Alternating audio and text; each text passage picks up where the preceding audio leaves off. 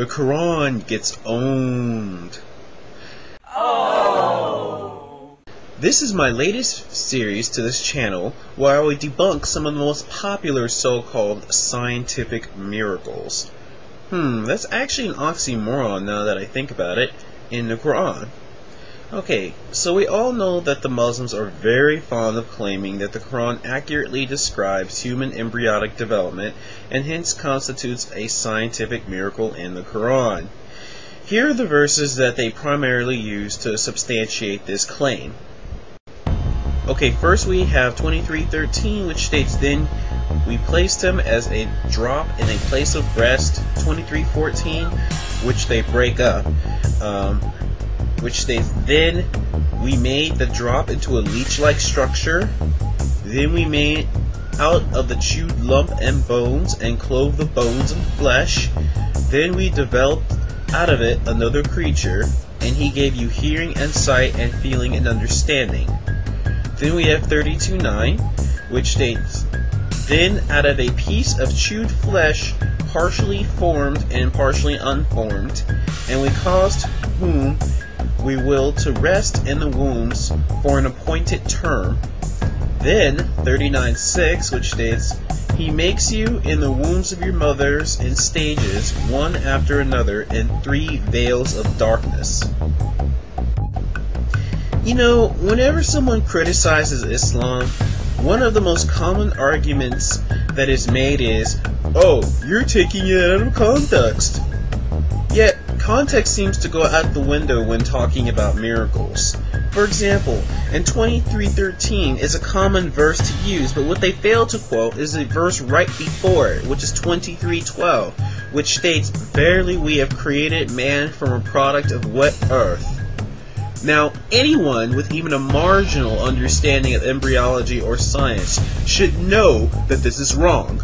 There's absolutely no stage in which the embryo is a product of wet earth. They also conveniently left out 86:5-7, which states, "Now, let man but think from where he is created. He is created from a drop emitted proceeding from between the backbone and the ribs." Now, hopefully everyone knows that semen does not come from between the backbone and the ribs, but from your testes. Now, the most common Muslim defense to this is, "You don't know Arabic! You don't know Arabic! You don't know Arabic!" What that actually meant was the blood that makes the semen comes from the ribs. But this can easily be debunked if we look at the tafsirs. In case you don't know what tafsirs are, they are interpretation of what the verse actually meant, written by Muslim scholars who live closer to the time of Muhammad. They base their interpretations on the sayings of Muhammad, his family and friends, and as educated scholars, their command of the Arabic language was exquisite.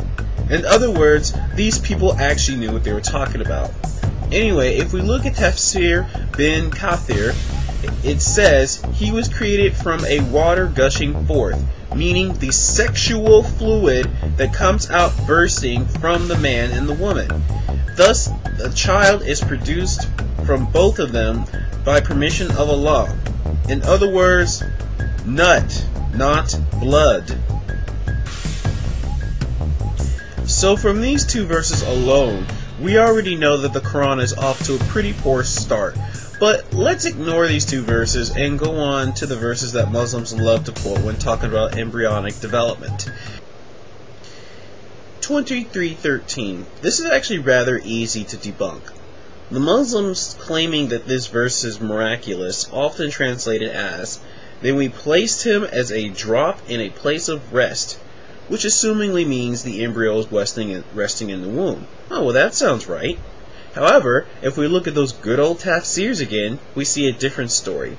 Let's go to Tafsir al-Jalalan, which tells us that the verse actually meant, "Then we made him, namely man, the progeny of Adam, a drop, a sperm drop, in a secure lodging, which is the womb."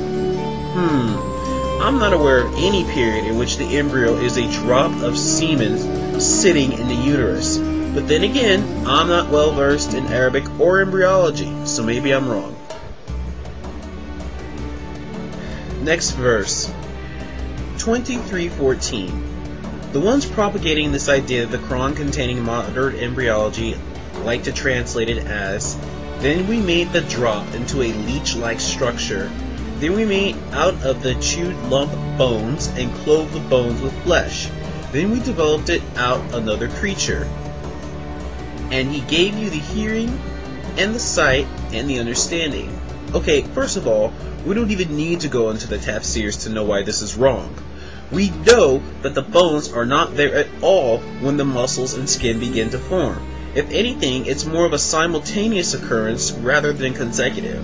There's never, ever, ever a stage where there's a skeleton and it gets clothed with flesh. And we also know that Galen, who was a Greek doctor that lived around 500 years before Muhammad, made the exact same mistake.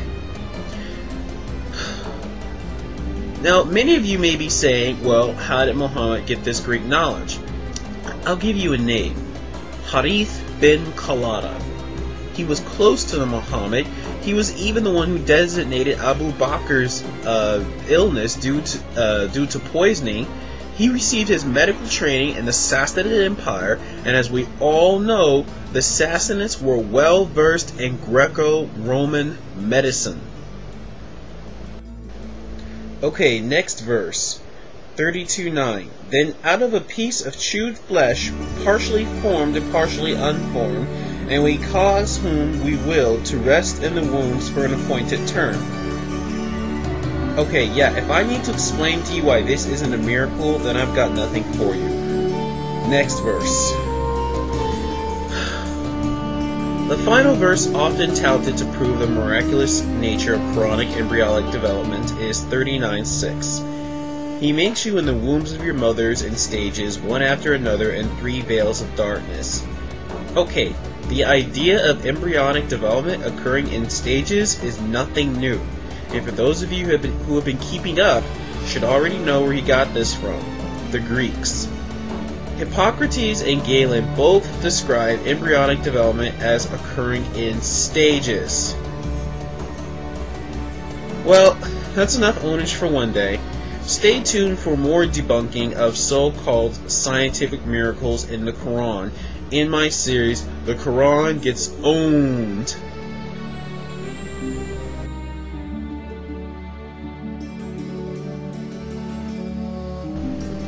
But wait, one more thing.